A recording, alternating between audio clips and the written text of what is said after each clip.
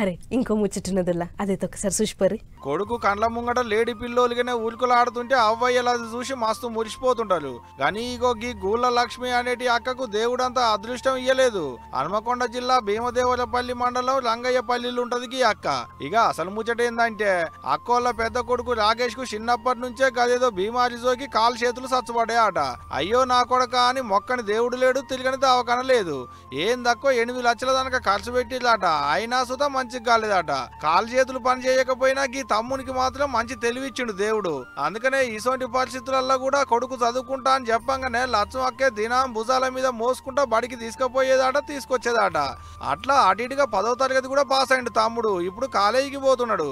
అయితే గీ నడమ మళ్ళేమైందో ఏమో తెలియదు గాని పిల్లగాడు కింద మీద చేసిండట. డాక్టర్ల దానికి తీసుకుపోయి చూపిస్తే ఒక్క సూది బుట్టికి 32,000 దానిక ఖర్చు అవుతుందని చెప్పిలాట.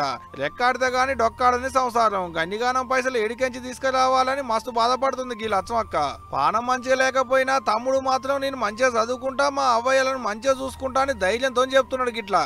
ఎవరైనా నా ఆరోగ్యాన్ని దాతలు బాగు చేస్తే అమ్మా నాన్నలు నేను బాగా చూసుకుంటాను.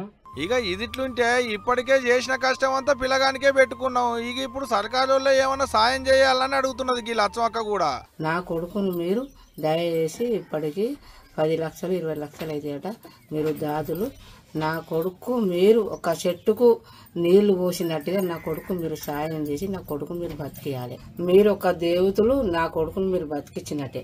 చిన్న గోస కాదు పోండ్రి, ఎవ్వలకు రావద్దు ఇటువంటి బాధలు. మరిగా సర్కారులో లేకుంటే అక్కడి లీడర్ సాబులో ఎవరో ఒకరు పట్టించుకొని సాయం చేయాలని కోరుకుంటున్నారు ఈ ముచ్చట చూసిన పబ్లిక్.